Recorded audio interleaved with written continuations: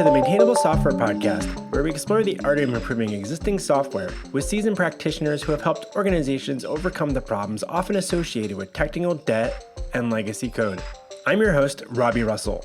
On this episode, Jemma Issroff, who is currently a senior software engineer, speaker, and author of the book Ruby Garbage Collection in Under 2 Hours. Jemma joins us today from Seattle, Washington, in the United States.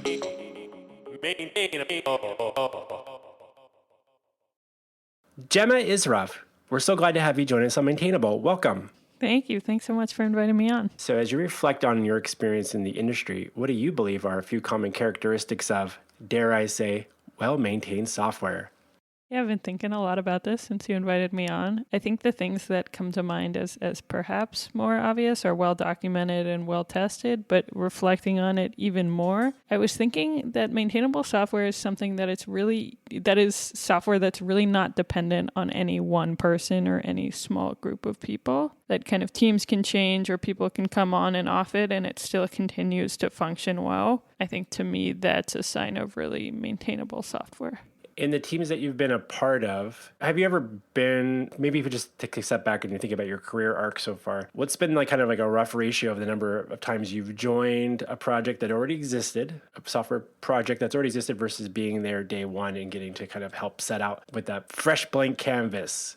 I think definitely much more so. I've been joining things that already existed, at least in some way. Probably 60 or 70% of the work I've done has been that versus blank canvas or a team looking to start something that has 0 lines of code or relatively few lines of code. When you're working in software projects, what does your role tend to be nowadays? Like why would a team bring you in and what's your kind of like your unique like skill set that you're able to kind of offer? I would say my project I'm working on right now doesn't fall exactly into this category, but other than that, I would say mostly I specialize in performance or optimizing some part of a code base, and so I think that's why it's a lot less greenfielding. Project I'm working on right now or have been working on for the past year or so was much more greenfieldy. Interesting. And so when you come into those projects and you're maybe sort of get assigned, have those environments someone already kind of mapped out, like here's the things that we're kind of concerned about and things that seem to be slowing down our, let's say, web request cycles or some back-end processing time. I'm making some assumptions here about knowing that you've been working on Shopify for a while when there's like a lot of throughput there. And are there usually identified things, or do you often find yourself in the role of going out and finding the slow things and then trying to troubleshoot it and figure out ways to optimize them? Yeah, it's interesting. I don't think I know it's not the common experience at Shopify. I actually, in my 2 years at Shopify, have worked on nothing proprietary, so nothing to do with Shopify-specific code. In my time there, I've been mostly working on Ruby itself, which I think we can definitely talk about from the maintainable perspective. But prior to that, usually it was something along the lines of, this thing is slow, go figure out why and how to make it better. So I guess that's not to say there isn't like research involved in it or where I guess maintenance also I think is pretty critical, right? Is like how easy is it to just jump into this and figure out what's going on and figure out what part is slow and how to speed it up. There's quite a bit of a learning curve on some apps and some are definitely easier to go into. Do you often use the metaphor technical debt in your day-to-day work? Not in the past year or so. I think at my previous company we talked about it, but mostly not on the app I was working on. I think insofar as I've heard the phrase technical debt used to date, and I think I use it myself, it's much more of stuff that's been around for a while that you intend to fix or should fix or something like that. I think a lot of the times when I'm working on something, it's the thing that needs to be fixed or improved in some way. So maybe at one point was the technical debt, but I don't think I'm often building stuff that's accruing a lot of technical debt because I'm usually not in something that's like shipping in 2 weeks and needs to go really fast and be done in a really optimal way or something like that. You know, I'm curious about your work specifically within the Ruby code base. So is that diving down into the C level part of Ruby and working in C itself? Yeah, so the Ruby implementation I think most of us use is written mostly in C, and what I've been working on over the past year I think is interesting because in a way I guess it's greenfieldy, but in a way it's also not. My team at Shopify rewrote the Ruby parser. So wrote a new Ruby parser. And then the thing I've been really focused on is writing a compiler, or the part of the compiler to plug in that new parsed output into the existing compiler. So it's a little greenfieldy in that we're writing totally new stuff, right? I'm not editing other people's code, but I need it to plug in eventually to what already exists, and I need it to fit certain patterns that already exist. So I guess it's a pretty interesting combination of the two. And out of curiosity, is this something that Shopify needs for their own environment primarily, and so that was a motivation, or is it just there was some issues and maybe hit some limitations with the existing parser that there needed to be like we should rewrite this in a new or from a fresh perspective, or is there trying to optimize on some very specific aspect that just it wasn't going to be fixable within the existing parser? Yeah, a bit of everything. The ecosystem prior to this parser is super fractured in terms of which parsers it used. So then when Ruby introduced new syntax or changed, first of all, they all had subtle bugs, all the different parsers, right? Because keeping parsers are consistent is a really hard problem. But also then when new syntax was introduced to Ruby, inevitably certain tools, specifically ones that Shopify used, would lag behind inevitably in a way that's really hard to control. And also, so there were a few kind of concrete reasons for it, but one that is interesting is that the existing parser actually wasn't really maintainable. And I think actually one of the definitions of not maintainable, besides the code is hard to read and reason about, was that only one or two people have really worked on it substantially and really know what's going on there, which is kind of what I was saying at the top of the episode here around if code is really dependent on a small group of people, I think that's not maintainable by some definition. That's interesting. Thinking about one of the things I often like to talk with guests about is, when you make that decision of rewrite versus refactor, and there are oftentimes I'm on the side of like, don't rewrite an application unless like it's like one of the last resorts. And I'm assuming that was something that's sussed out, in this kind of decision to build a new parser. Is the idea that maybe that it will eventually replace the existing parser, or that they'll kind of coexist and teams can choose which parser they're using? And maybe also for guests, just to help us understand, anyone listening to me, like, well, what's the difference between the language and the parser? Is it like, I know that we've got Ruby, we got JRuby, so you can run it within a Java thing. Is that a parser, or is it something a little bit more lower level than that?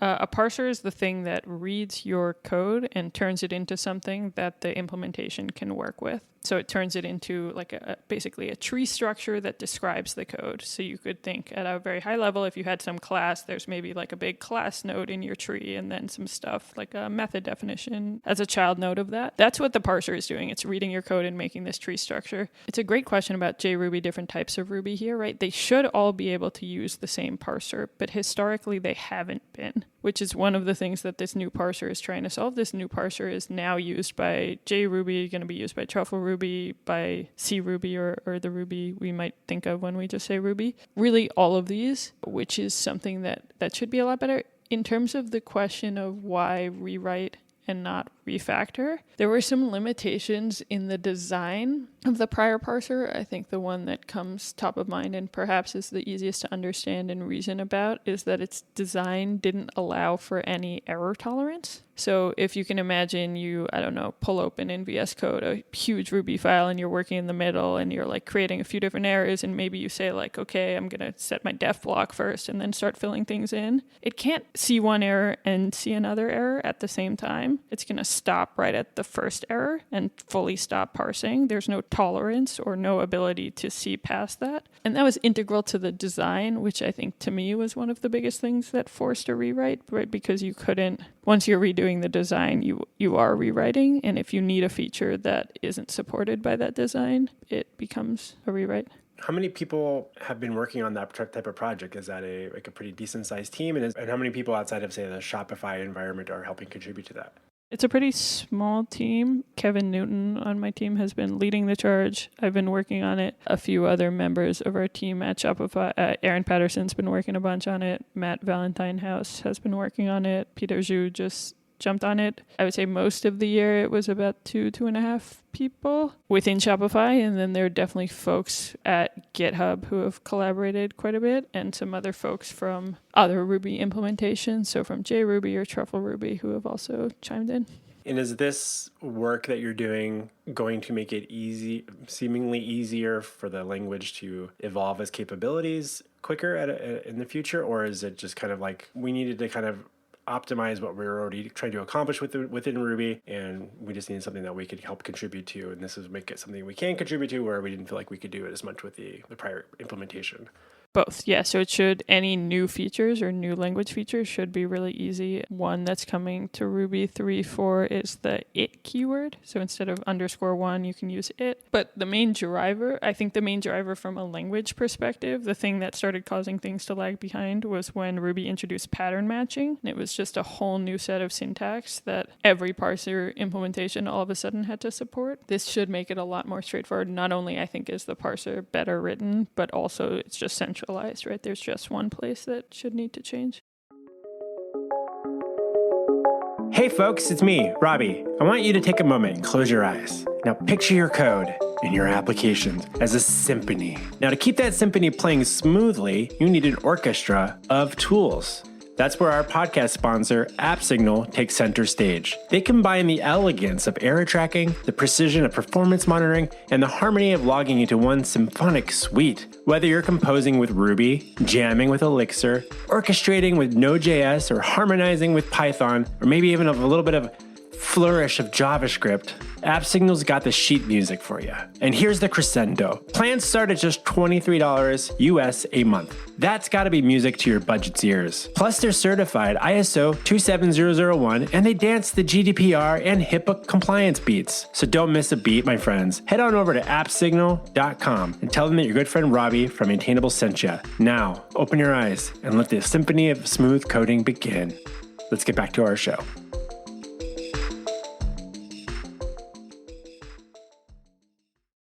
When you think about maintainability of this type of software that you're working on, are you able to leverage much in the sense of test frameworks, things like that? And is that something you're able to do? Because I know that earlier on in my Ruby journey, going back many years ago, 20 years ago almost, but working with people maybe 16, 17 years ago that were working on, what was it called? Rubinius? I don't know if you've ever heard of Rubinius. It was like a Ruby within Ruby thing. My brain hurt every time my colleague would try to explain it to me. I'm like, wait, you're trying to recreate Ruby in Ruby? Wait, what are you doing? But there was like a Ruby testing project that was happening so that you could run your test framework against all these different implementations of Ruby and know that they were all kind of Ruby spec or something like that. Is there something like that with what you're doing, or is it kind of how is it working on this type of work different than say when you're working within Ruby on Rails itself with your development process?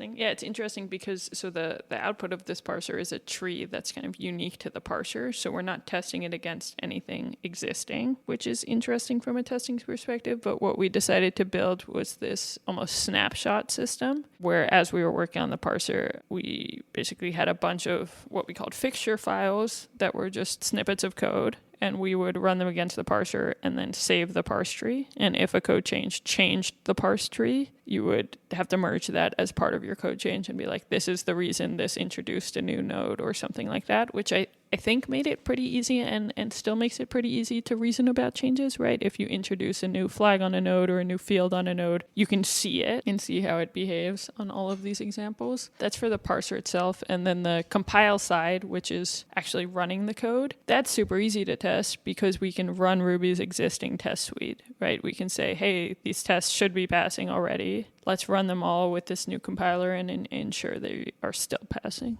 And is this the new parser something that Shopify is already able to use in production, or is this still a little ways away from that? Yeah, no, it's available as a gem and anyone can use it. You can compile your code with it, but it's not 100% working in Ruby 3.3, so it's kind of marked as experimental and hoping to ship as the default compiler in Ruby 3.4 next year. That would be, Christmas time next year? Christmas time next year, yeah. 11 months away or so, 11 and a half. So at the time of this recording, you're just about to make a big work transition, which will probably happen before this episode is actually edited and gets aired. Could you tell us a little bit about the work that you'll be doing in this new role and what kind of led to that?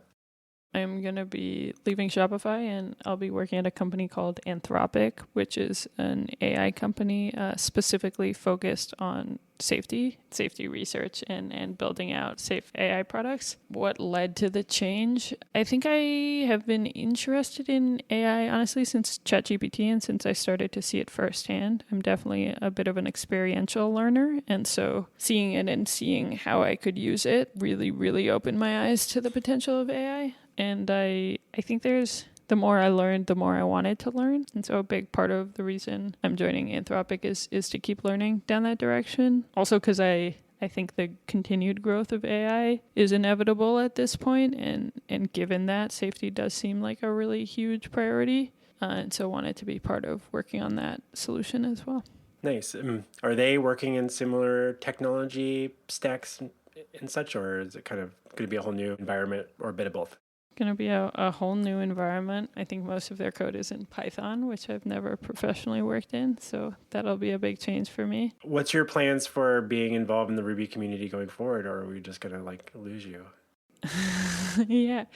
I'm still figuring it out. Maybe by the time this podcast comes out, I'll know exactly what that is. I think it's probably a bit harder to motivate traveling for conferences in Ruby if I'm not working in Ruby. I think something that's really top of mind is the Women Non-Binary Ruby group I co-founded with Emily Samp, and what a good role for me is there going forward. I think I'm really proud of the work we've done there, and I want to continue to be involved in it in some capacity, but I think there's a large thing that makes the work a little easier is that I'm a part of the community. And I think if I were, when I'm not a part of the community, keeping up with the community will be a whole new task. And so, yeah, still trying to think through that and figure out what it means. Yeah, and it's interesting just thinking when I hear people that are become known in a community and they're like, I'm going to go off and experiment with this other thing now. And we're like, oh, what am I doing? Should I be wandering away from the Ruby on Rails community myself? Bigger conversation for another time. But what are some tips you can offer to our audience on how to have a well-maintained running schedule, regardless of the weather? And for some context for the audience, right before we hit record, Jemma was mentioning that how much she enjoys running in the rain, and I was like, I do too, and we're maybe not everybody understands why that's so awesome. So I think the hardest part of running in the rain is starting, by far. I think it's the hardest thing to do is it's raining and you walk outside and you're like, I wasn't wet and now I'm starting to get wet and this is unpleasant. But once you're doing it, it is so much fun because there's next to no one else out. The wet is actually kind of nice because you're sweating and it's a nice cooling factor. And it's just blissfully quiet and kind of smoggy and you can get lost in your thoughts. Running in the rain, there's a part of running in the rain that to me feels like swimming in a pool, which is you kind of are just in your own little world. Yeah, so I try to still run and exercise and things. I also occasionally do races, and I think there's a big part to me about a race isn't going to get canceled if it's raining, so why are you canceling training if it's raining? What are your thoughts? When I first started running in the rain, it took me a couple times. This is many years ago, and I was but I remember one morning, because I run in the morning pretty early, so it's usually not even that light out when I start my run. It's I might leave my house around 6:30 sometimes to go for a run, and so usually I get to see a sunrise or something, but in the rain, it's just cloudy and it stays dark until I get back. But there's something about kind of running around, especially by some parks that I live not too far from here in Portland, Oregon, and I don't know, there's just something Portland, you live up in Seattle. It's wet, damp here all the time anyways. So I think the dampness is not necessarily a concern, but it's just there's something about there's less people on some of the trails I normally go down and some of the sidewalks and areas where I'm a little more nervous about running and getting hit by a car because they might not notice me as much. I want to make sure I'm very visible, but still because I know that their visibility is not as good when I cross some of the few little major streets that I do need to cross to get to the parks that I want to run to. But so there's a little bit of a heightened danger in somewhat, which is kind of fun, I guess, but maybe not. Kind of don't hit me. But beyond that, it's just there's a certain level of getting rained on. I wear glasses though, and so that's a minor inconvenience with the rain because it's kind of wiping my glasses, and I gotta wear a hat to kind of cover my glasses more. Otherwise, when it's cold in the winter, I usually like to wear a beanie or something. And if it's really cold and rainy, then I'll have a hat with a beanie over it so I can keep my ears warm. It's a whole thing. But it all comes down to equipment as well. I have different running shoes that are got like Gore-Tex and rain appropriate shoes, and that definitely helps because like I guess the one thing I don't like when I run is like if I'm running like I'm out for 45, 50 minutes on a run, and then I'm like 3 blocks away from home, and that's when I land in the puddle, and that's when my foot gets drenched. It's like it always seems to be in the last like the end of the run that happens, which is annoying. But it is that first, I don't know, say several blocks. It's like, okay, let's do this. We can do this. We can do this. And we get out there and we do it. I also think somewhere along the way we forgot that we're waterproof. I don't know. Most people really don't like the rain, and it's like, like you shower every day. It's like not that different. You're just getting wet, and it's fine, and then you get dry afterwards. All right, let's back to our show. All right. So anyways, so you're making this big career shift over to Anthropic. Include links to them in the show notes. And so safety. I'm curious. Have you been able to leverage much AI in your coding work? I do use it really often. It's interesting on the maintainable question. So the Ruby code base, which I work in, has some code that is older than I am, and definitely some code that's a little dated or stylistically doesn't make sense to me or things like that. And I'll often just copy paste it into a tool and be like, what's going on here? Can you explain this to me? What is this tool? Any questions about it? And I would say definitely doesn't work 100% of the time, but to me, when it works, is so much better and more efficient than Stack Overflow or things like that, especially for like not well documented code and especially for old code. I found it to be really helpful. I think I use it very often. Have you been playing much with the Copilot or anything as well in your editor? Yeah, Copilot is interesting. I think to me, as far as I've worked with it, Copilot. So I write mostly C at the moment. Copilot introduces another step to problem solving that is not always obviously better for me, which is now interpreting some more code, right? So usually when you're writing code, Copilot I think is best for like greenfielding or writing a new snippet or something like that. You're usually like, okay, I have this thing I want to do. Let me think about how to do it and then write it. And then if it does work, I'm going to test it and figure out why it did or didn't or whatever happened there. With Copilot, I think what happens to a certain extent is you have this thing you're thinking about. Copilot then implements it or implements some large part of it. You've now introduced a step, which is you have to check Copilot's code, like read through the code Copilot wrote and check if it is doing what you wanted it to. Make sure you fully understand that because could be some case where it's not or is or something like that. Adjust if necessary, add more if necessary, and then go through the whole test process. And you're now almost just working with someone else's code than with your own thing, which for me, I'm less comfortable in C than Ruby by far. And for me in C specifically is harder to reason with because it's not like I can read the code and be like 100% I understand what's happening in every case here. Whereas Ruby code, I feel like for the most part I can read and understand in that way. We'll be back with our interview with Jemma in just a moment. Hi, it's me, Robbie. I just wanted to take a quick moment to say thank you for making time to listen to the Maintainable Software Podcast. If you're finding these conversations valuable, please consider sharing a link amongst your peers and or writing a review on Apple Podcasts to help spread the word. Also, is there someone out there that you work with, that you know or maybe you used to work with, that you've heard about, that you think would make a great guest on Maintainable? Shoot me an email to robbie@maintainable.fm and pitch your person. And now, let's get back to our interview with Jemma Issroff.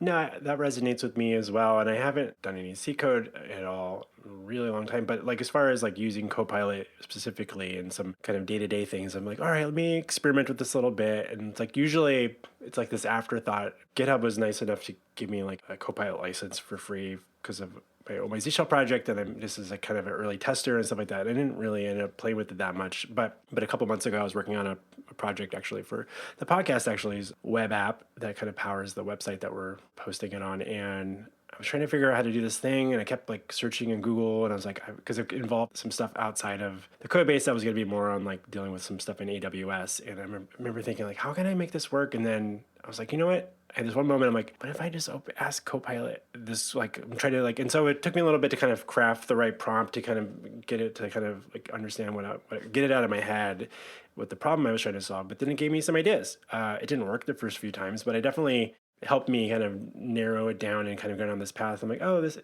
so I was able to sort it out. in like a couple hours where I occasionally would drop back into the problem every couple of weeks and be like, I'm going to see if I can figure it out today. Like I had an idea. And then it was like that day that I decided to talk to Copilot was the day that I eventually figured it out. But it took me working with that versus, relying on Googling and browsing Stack Overflow. And so like that's been an interesting shift for me. But then I hear from my engineers on our team and they're like, I haven't really found a good use case for this yet. And I'm like, wait, we're all kind of trying to figure this out for ourselves in some ways. I've really enjoyed using it for scripts and like just a little script or like working with some data or like give me a bash script to do this, like that kind of thing. I also love it for, I think specifically where it's not like I'm going to ship this code or it needs to be really pretty or I need to understand every part of it. It's just like, hey, I want to scrape this data or do this thing with this data, like help me get started. I think it's incredible for that. Like it's interesting because a year ago I was speaking with guests and we're kind of like, I don't really know what this AI stuff's gonna look like and how it's gonna pan out, but conversations definitely shifted a lot over the last year. I think I've also seen really good use cases for it in my non-technical life, which to me is, I think the biggest indication that its growth seems pretty unbounded and inevitable is that I can easily use it for other things going on that have nothing to do with my professional life and like share it with friends or have them share it with me or things like that, which I think is also really important. Something I wanted to kind of circle back to, you were talking about working in the parser and working in C Ruby and stuff like that. I'm curious, was that something that you intentionally decided you want to go seek out and work on, or did you what was the story that led to you kind of going down that path? And maybe I'm making an assumption that maybe you came from more of a web development origin, and I don't actually know the answer to that. So maybe you could talk a little bit like, how did you find yourself? Did you raise your hand at one point and be like, I'd like to figure that out? Or were you already kind of doing that kind of stuff and finding your place in all of that? Yeah, so I joined Shopify on a Ruby specific team that was working on Ruby. Once I was doing that, so I spent a lot of not 2023, but 2022 working on a different project within the C Ruby code base. And then since Ruby releases at the end of the year, we kind of have a nice calendar aligned cycle of changing what we're working on or reevaluating what we're working on. And like I said, Kevin was driving the Parser project and it seemed like we wanted to staff it with one other person. And so I thought that would be a really interesting opportunity and asked to be on it. Yeah, and so that was how that side of it went. But once I was already on the team that was working on Ruby. Interesting. I was listening to your appearance on, I think it was the Code with Jason podcast from a number of years back. I think you had made a reference to maybe called the Recurse or something. Could you tell us a little bit about that?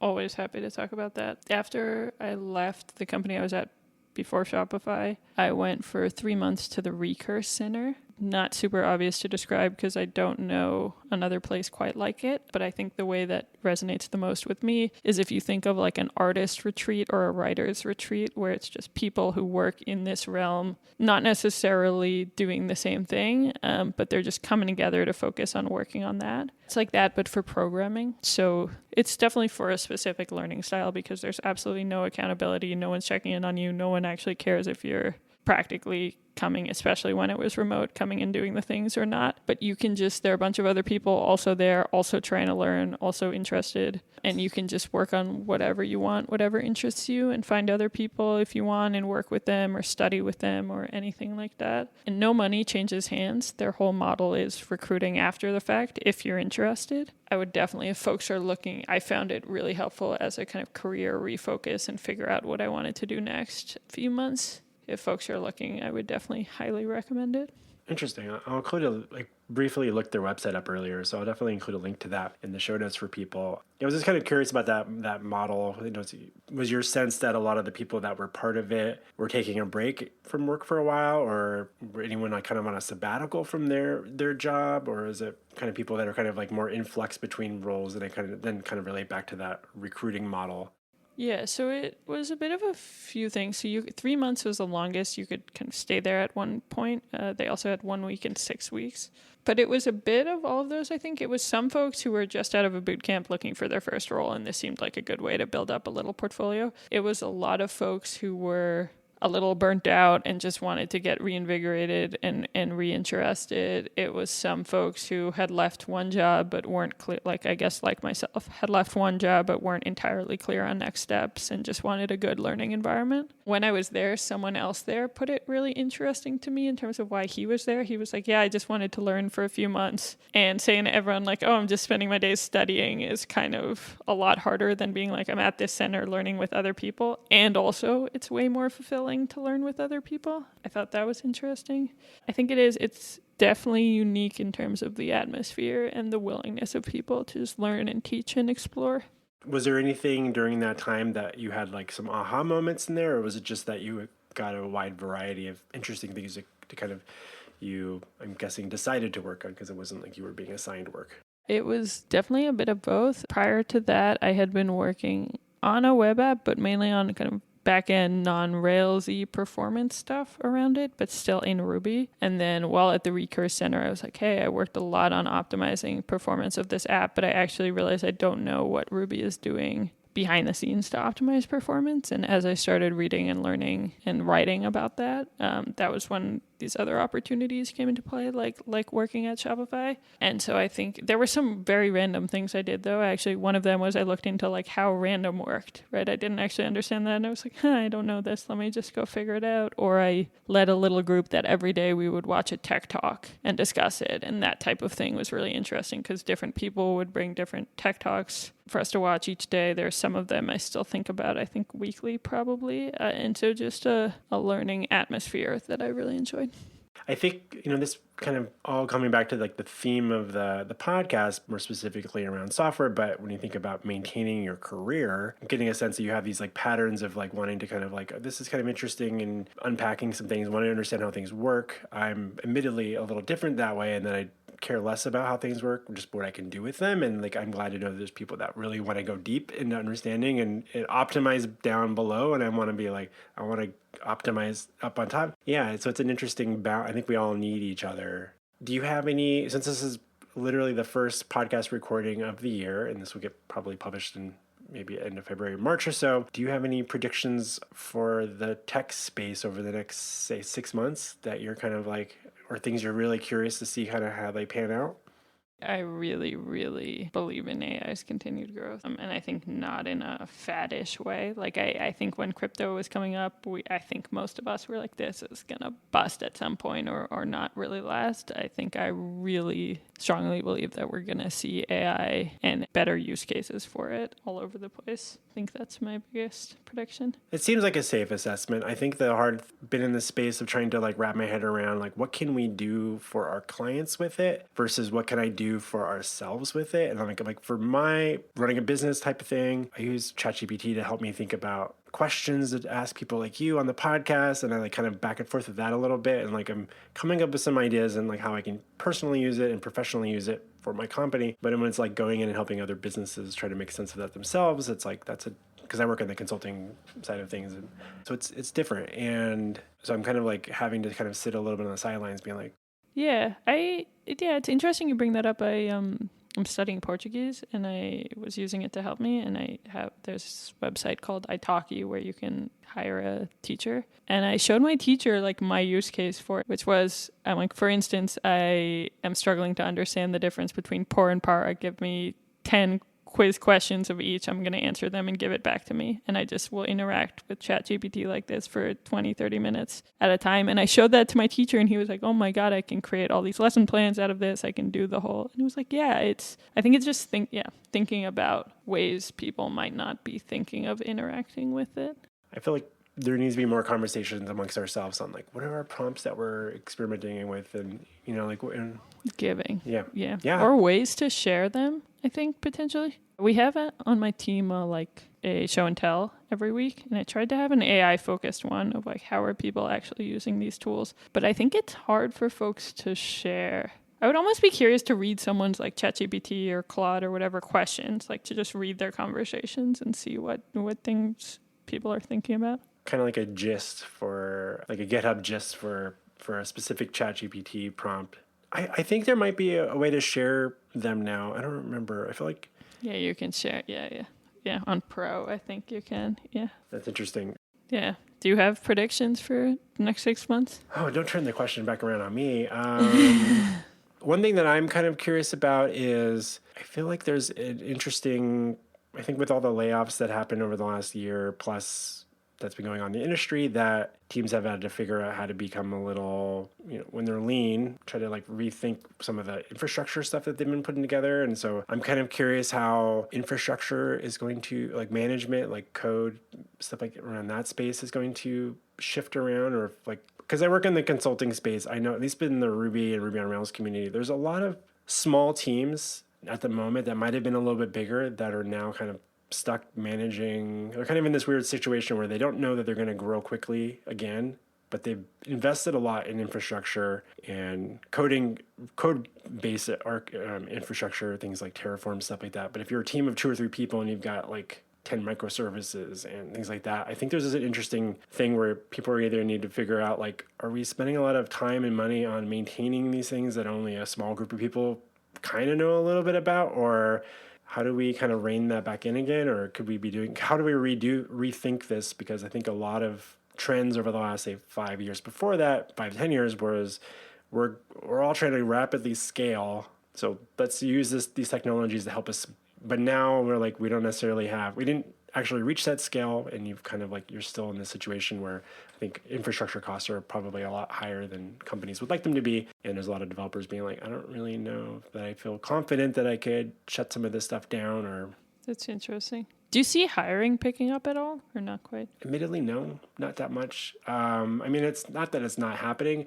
I definitely know that there's still, like, hiring junior developers still seems to be lagging pretty slowly. And I talk with some people that running some of the code schools and stuff like that. And that's like their biggest concern is like, well, if they know that if students, like, they need to bring more students in, but if the students are finding jobs, then they hear those stories and they're like, so it's kind of like having an impact kind of down the pipeline there a little bit. And where I remember 12 years ago, there was a problem where if you knew how to program in Ruby or Ruby on Rails, like, you were quick to get hired. And we basically had a talent shortage. And so all these schools popped up, and now we have like an abundance of junior developers that have kind of, and it's an interesting kind of counterbalance now. And so I think I hope it picks up more in the next 6 months, but I don't know how to read the tea leaves there. So, all right. So I got a couple of quick last questions for you, Jemma.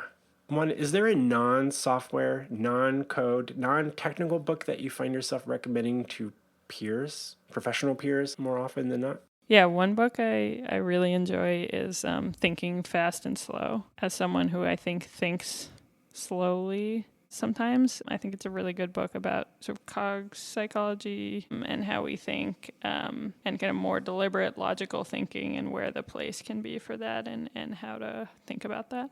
Do you consider yourself a slow thinker? You feel like it's a superpower for you, or is it something that you struggle with a little bit?